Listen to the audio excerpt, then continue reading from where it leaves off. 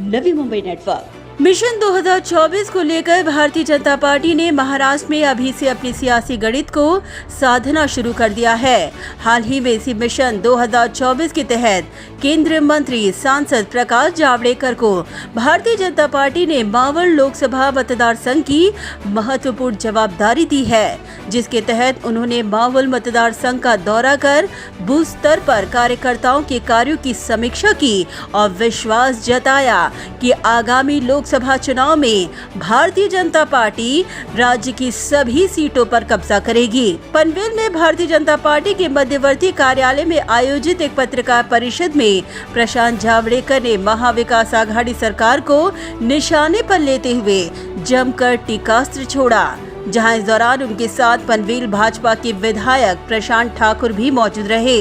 इस दौरान प्रशांत जावड़ेकर ने शिवसेना पर कटाक्ष करते हुए कहा कि शिवसेना के नेताओं ने प्रधानमंत्री नरेंद्र मोदी का पोस्टर लगाकर चुनाव जीते और तत्पश्चात मोदी विरोधकों से उन्होंने हाथ मिलाकर महाराष्ट्र की जनता के साथ गद्दारी की और गद्दारों को महाराष्ट्र माफ नहीं करेगी। बारणे इथे खासदार आहे, कुणाचं पोस्टर लावून निवडून आले? मोदींचं। आदित्य ठाकरे आणि सगळे शिवसेनेचे आमदार आले निवडून, ते कुणाचं पोस्टर लावून आले? आमच्या बरोबर युती केली, मोदींचं पोस्टर लावून निवडून आले आणि आता मोदी विरोधकांची हात मिळवणी केली। उन्होंने अपने चित परिचित लहजे में कहा कि आज जनता में महाविकास आघाड़ी सरकार को लेकर असंतोष के बादल मंडरा रहे हैं, क्योंकि आज महाविकास आघाड़ी सरकार का एक ही कॉमन मिनिमम प्रोग्राम है, लूट लूट लुटांचं। मला एक जाणवलं, महाराष्ट्राच्या आघाडी सरकार विरुद्ध प्रचंड असंतोष आहे, कारण सरकार काहीच करत नाही। दुसरा पावसाळा आला तरी पहिल्या पुराचे पैसे मिळत नाही।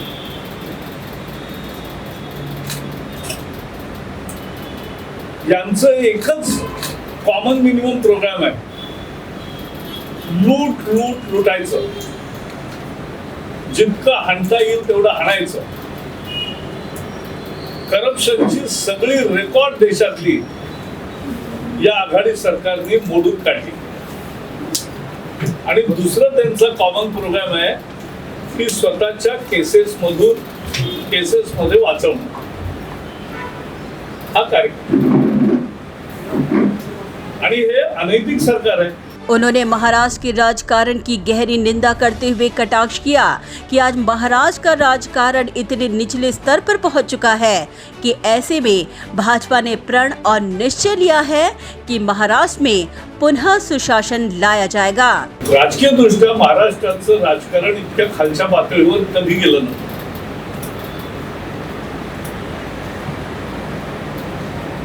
आणि म्हणून महाराष्ट्राच्या जनतेला पुन्हा एकदा सुशासन द्यायचं,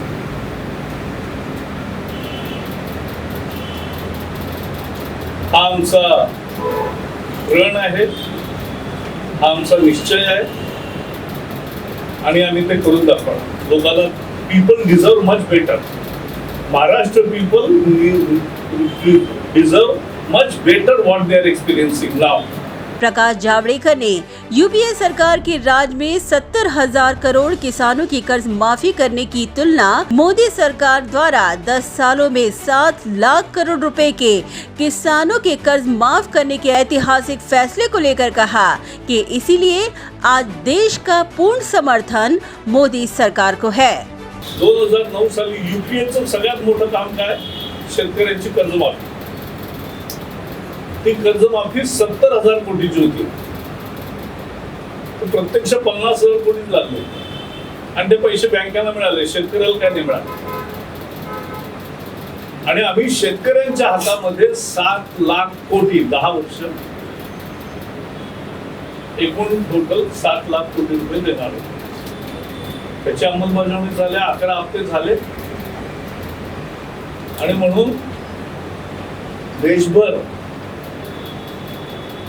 मोदींना, भारतीय जनता पार्टीला फार मोठा पाठिंबा आहे। उन्होंने साफ शब्दों में कहा कि मावळ लोकसभा में भारतीय जनता पार्टी अगले लोकसभा चुनाव में अपना प्रत्याशी खड़ा करेगी और शिवसेना को सबक सिखाएगी। ती भाजप लढणार, स्टँडिंगचा काय मुद्दा आहे? आमची युती थोडीच आहे आता. त्यामुळे भाजप त्यावेळेला जे पार्टनर असतात त्यांच्याबरोबरच आमचं लढतो. पण आता शिवसेना स्वतःहून इथली मतं घेऊन गद्दारी करून बाहेर गेले तो त्यांना भोगावंच लागेल. इतना ही नहीं, पनवेल में आकर नवी मुंबई अंतर्राष्ट्रीय हवाई अड्डे को स्वर्गीय दीबा पाटिल का नाम देने के मुद्दे पर उन्होंने अपनी सावध भूमिका अख्तियार करते हुए इसे प्रक्रिया का भाग बताया. मगर इस दौरान उन्होंने शिवसेना पे कटाक्ष कर स्वर्गीय दीबा पाटिल को महान नेता बताया. असं आहे, त्याची एक प्रोसिजर आहे. त्यामुळे त्याच्यासाठी रिक्वेस्ट येतात, त्याचं काय एक प्रोसिजरमध्ये येईल त्यावेळेला आपोआप निर्णय कळेलच. आणि त्यामुळे आमचे आमदार असोत वा बाकीच्या लोकांनी आपल्याला, आणि दिबा हे म्हणजे शेतकऱ्यांना 30,000 रुपये कॉम्पेन्सेशन त्यावेळेला मिळालं आणि 12.5% राईटचे ते उद्गात आहेत. त्यामुळे ते मोठे आहेत, त्यांचं काम मोठंच आहे, यात काही प्रश्न नाही. नाव कुणाचं द्यायचं याची एक प्रोसिजर आहे, त्याप्रमाणे होईल. आत्ता आपल्याला काही माहिती नाही. राज्याकडून प्रपोजल जातं ते बघू आता काय जातं काय नाही, आणि मग केंद्राकडे काय ठरतं. I am not aware of the technicalities. मी एवढंच सांगितलं, बाळासाहेब मोठे होतेच, पण आताची शिवसेना बाळासाहेबांची शिवसेना नाही. आणि दिबा पाटील आपल्या पद्धतीने मोठेच होते. आपल्या महाराष्ट्रामध्ये ऐतिहासिक काम करणारे अनेक थोर पुरुष आहेत आणि त्याचा आम्हाला अभिमान आहे. इतना ही नहीं, उन्होंने कहा कि जिस विधानसभा मतदार संघ में भाजपा को कम मत मिले, वहां के बूथ स्तर को मजबूत कर लोकसभा स्तर पर अभी से कार्य किया जा रहा है. प्रत्येक विधानसभेमध्ये जिथे आता मी कुठल्या 2 गावी गेलो जिथे आम्हाला कमी मतं पडायची, नावडे आणि वलभ, जिथे आम्हाला कमी मतं पडते तिथे जाऊन 50 प्रमुख कार्यकर्ते असतात, जे बूथचे प्रमुख आहेत, सगळे आहेत, आणि त्यांच्याबरोबर चर्चा करून कशामुळे कमी पडली, कशी वाढवता येतील, सगळे प्रोजेक्टचे बेनिफिट लोकांना कसे देता येतील, बेनिफिट मिळालेल्यापर्यंत पुन्हा कसं पोचता येईल, असं सगळं, आणि महाराष्ट्राच्या राजकारणाची थोडी चर्चा, असं सगळं करतोय. असंच आमचे कार्यकर्ते पुढचा 1 महिनाभर अशा लोकसभेतल्या 150 बूथवर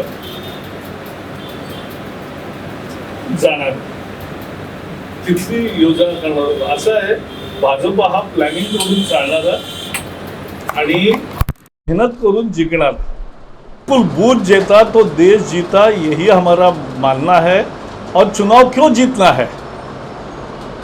देश को आगे ले जाने के लिए. खैर, अब देखना यही है कि क्या मिशन 2024 की सफलता से साथ पाने में भारतीय जनता पार्टी कामयाब होगी, ये तो आने वाला समय ही बताएगा.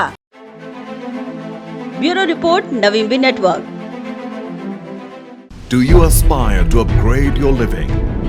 With Arihant Advika, Sector 9, Vashi. Upgrade to iconic residential tower